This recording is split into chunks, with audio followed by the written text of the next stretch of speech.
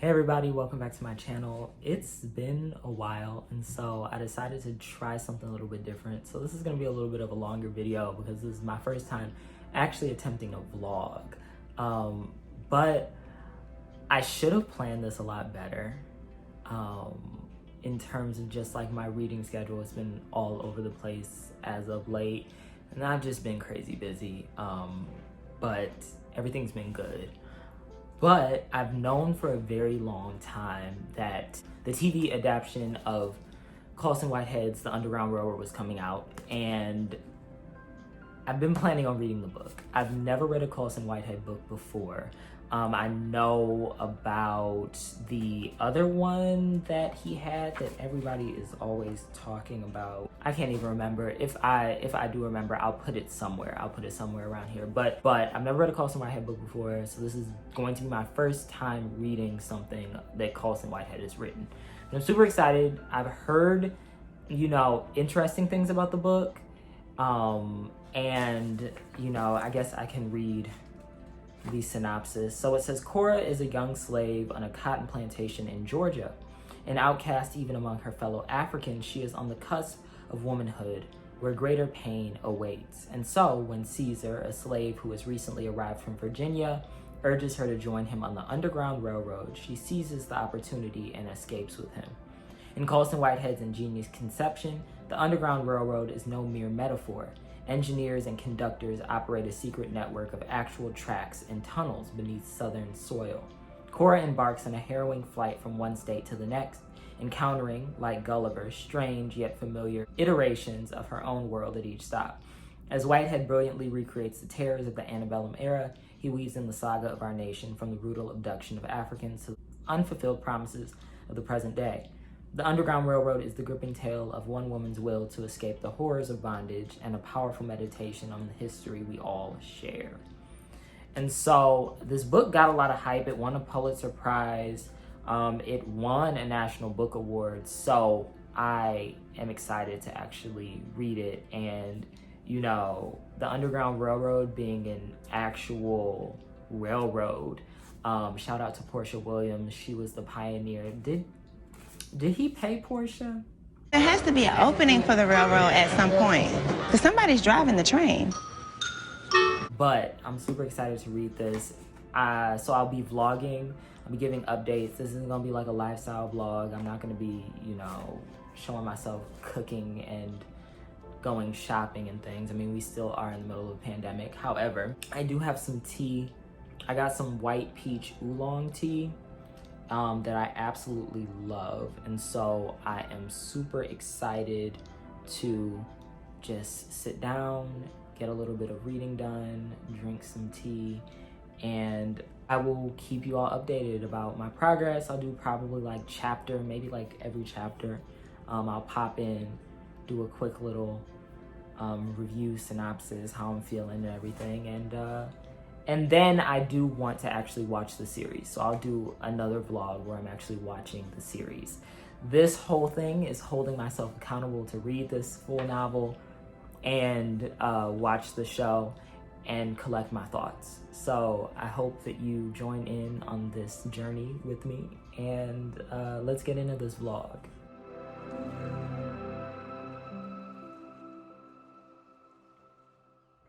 Okay, everybody, so it is Thursday. It's around like a little bit after 5 o'clock, and I'm reading. I didn't get through a whole lot yesterday. I tried to read later in the day, at night before I went to sleep.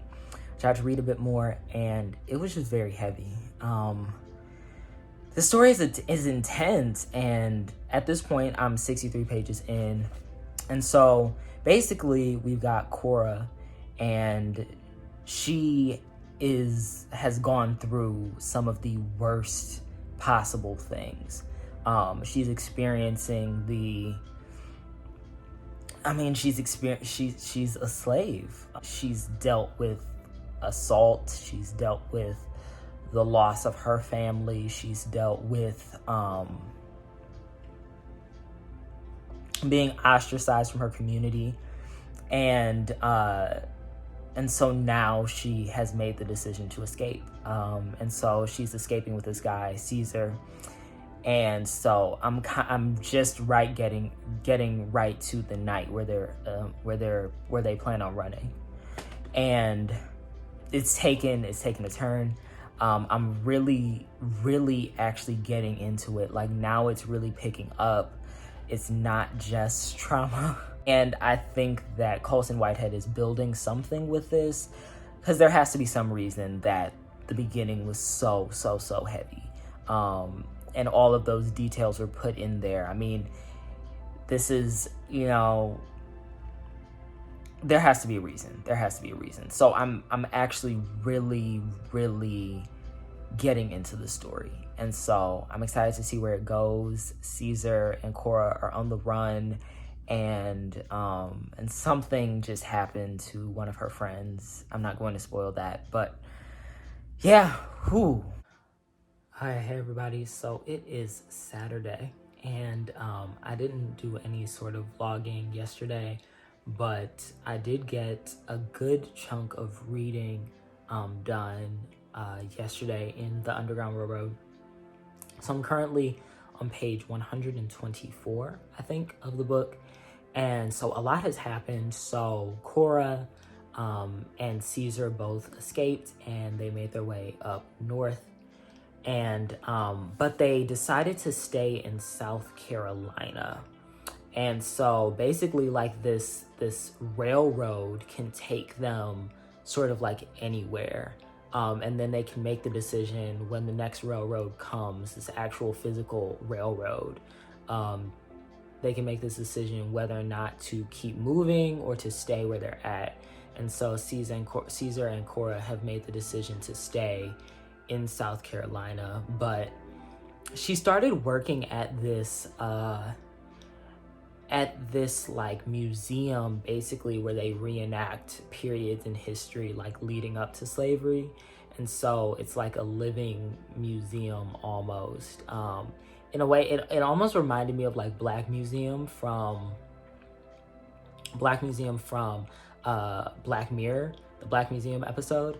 And so, but they're also, like, during this time, they're doing like these syphilis experiments, like collecting the blood of the Black people that live in this South Carolina town, these freed Black people, and they're also sterilizing the women. So I'm gonna like try to look some of this stuff up to see like what was really going on during this time period, because it's kind of interesting that Colson Whitehead is putting this into this particular time period,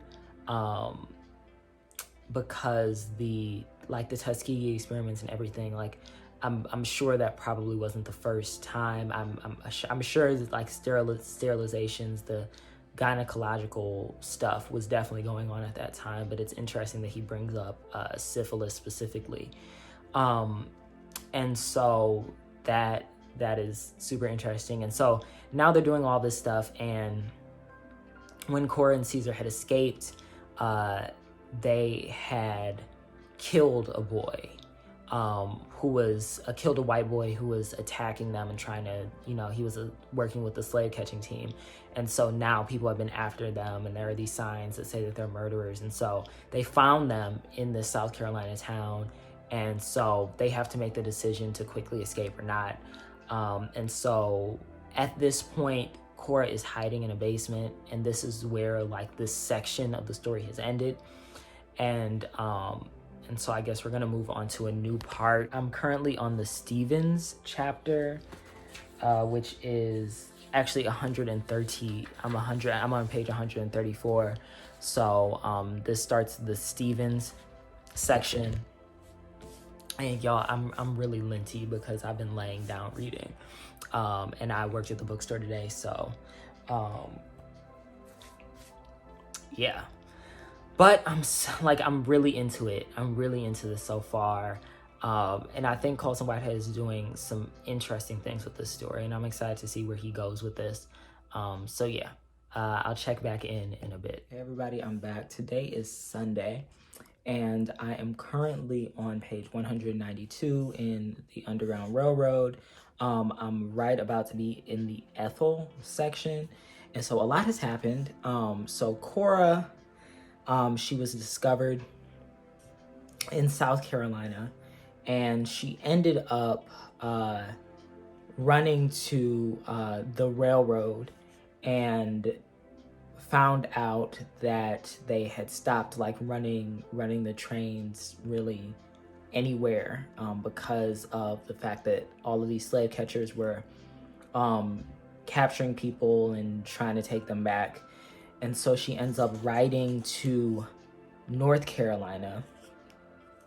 And when she's in North Carolina, apparently, and Colson Whitehead explains this a lot better than I possibly could in the story, basically North Carolina has outlawed all Black people from living there, and so there are no slaves in North Carolina. They basically just string up or lynch any Black people that they find in North Carolina. And so Cora is forced to hide in this this man's house. Who we come to find out whose father was an abolitionist, and the man is hiding her. His wife does not like Cora at all, and I'm assuming that we're going to find out why she does not like her in the next chapter. I feel many different ways. So I'm really enjoying the pacing of the story. It's very smooth. The storytelling is really great.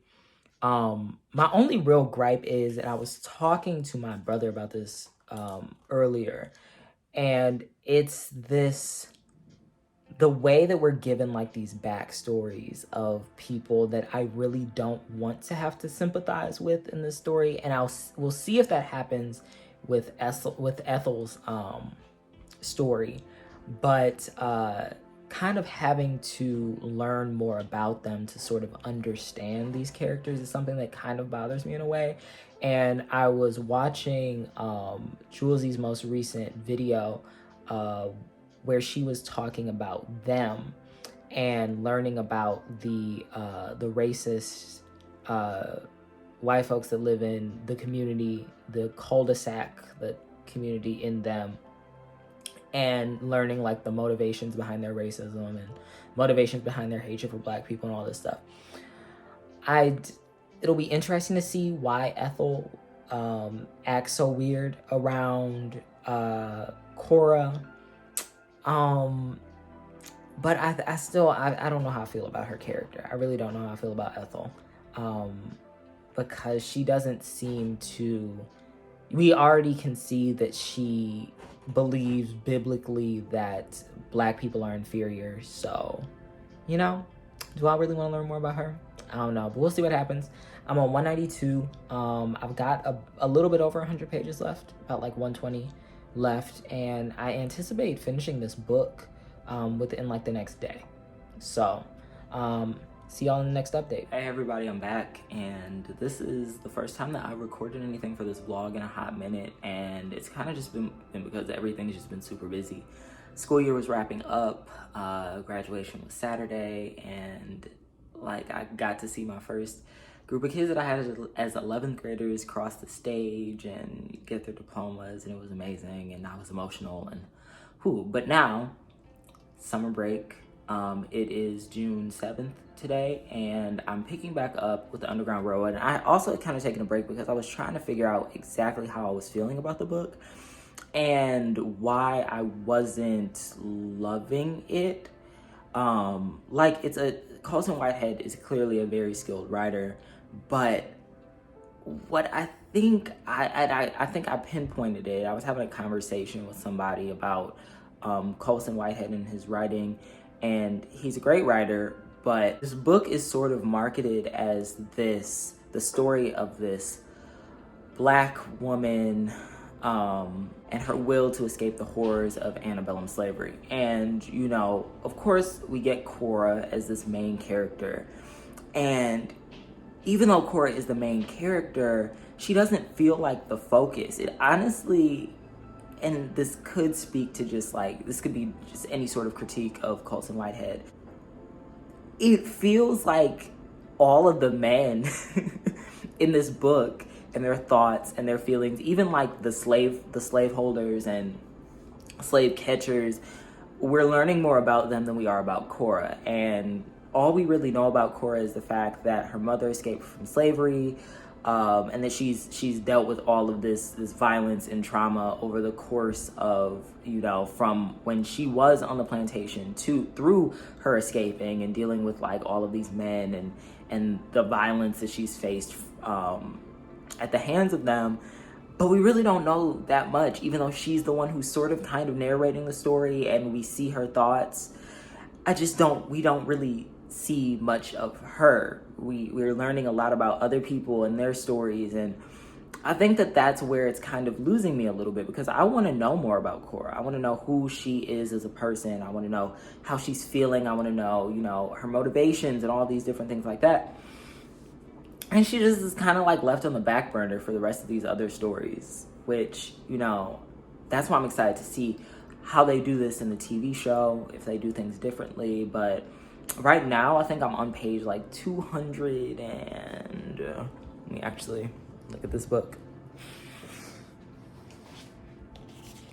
I am on page 261.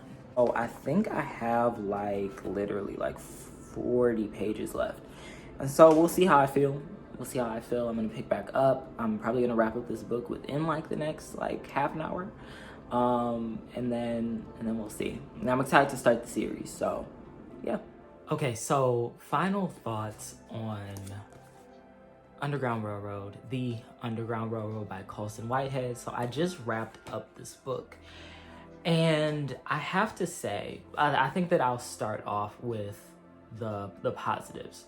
So I think that Colson Whitehead is a really great writer. I really appreciated his use of language. It wasn't like he was really trying to sugarcoat much. It definitely was very direct. It had a sort of brashness to it that I think it was good, especially for some of the characters. So the Underground Railroad kind of switches between all of these different stories of these different characters. Our main character, Cora, is supposed to sort of be at the center, and then the different people that she meets as she is kind of traveling on this Underground Railroad and going to these different stops where she stays for a bit. She comes across these people, we see their backstories. And so I think that with people like, was Martin's wife in the book. And so she really didn't enjoy having Cora staying with them. And so we got to see a little bit of her backstory and understanding how she grew to like develop like her feelings towards Black people and her thoughts on like the intelligence of Black people and the humanity of Black people, and Colson Whitehead's use of language and sort of like that brashness, and sort of like the way that he kind of just is like matter-of-factly just kind of just uses like these slurs and different things like that.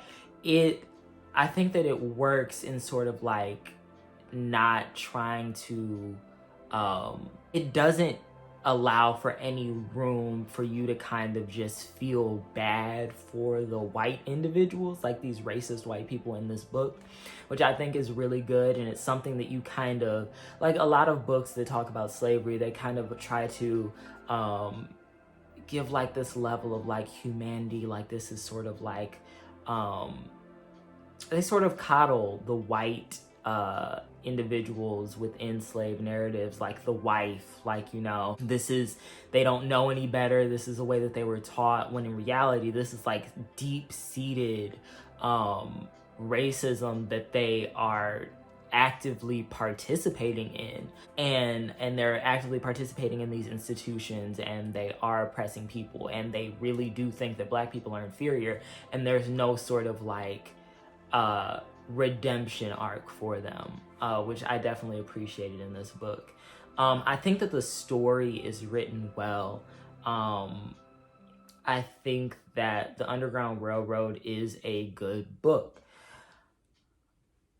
when it comes to my issues with it, I would have to say that my main issues lie with Cora as a character and the way that she is written. And I think that Colson Whitehead, and this is my very first time reading Colson Whitehead, I do not think that he writes women well. I do not think that he kind of took time to really think about the fact that he is writing a black woman as the main character, a black woman that was a slave, and sort of like being conscious of the way that he's sort of like laying out all of her trauma and sort of like inflicting a lot of trauma on her, and kind of telling it, I think that sort of like matter of fact, that very brash language when he's talking about like the assaults on Cora, it can be a bit much. And with her being the main character in this novel, I don't think that she got much of a voice. She wasn't a very dynamic character, and I think that was a big letdown. And I think that, I guess to kind of close it out, because I don't want to be talking forever, because I know that this vlog is already kind of long, and I'll see how I feel about the show in comparison to the novel. But I think that when you read things like Beloved by Toni Morrison, and you see the way that the women are written and the sort of care that is put into writing black women that literally had to face all of these things on the plantation and dealing with losing children and having to choose between their children and freedom, and when you read like nonfiction works like Women, Race, and Class by Angela Davis, where she talks about black women in slavery, when you read something like Ain't I a Woman, Black Women and Feminism by Bell Hooks, and you see the way that she talks about the experiences of black women in slavery, it was I think that a lot of times people place a lot of emphasis on the sexual violence, and it kind of makes people think that is all that enslaved black women dealt with, and that it was always like this, like they were kind of like taking care of children and being assaulted, and when in reality black women during slavery, literally that wasn't just what they were facing. They were facing and had to do the same amount of labor as men and put in the same amount of work, and had the same expectations on plantations as black men, in addition to all of this stuff.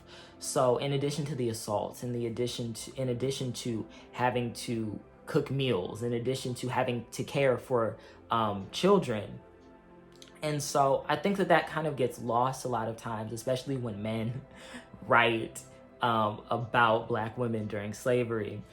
So I think that this book has its flaws, and I think we've gotten like a fair amount of criticism and heard a fair amount of criticism about the way that black women are written in slave stories. Like I definitely saw the criticisms about The Water Dancer by Ta-Nehisi Coates and how he wrote the women in that novel, and just I think that there's always room for improvement, and I would recommend reading Beloved. I mean, if I could say a novel that you're trying to really understand and try to get into the narrative of a black woman who has been enslaved and escaped, I think that Beloved, as harsh and tough of a novel as that is, it definitely, it's worth it, just to get that perspective. And I mean, Toni Morrison is phenomenal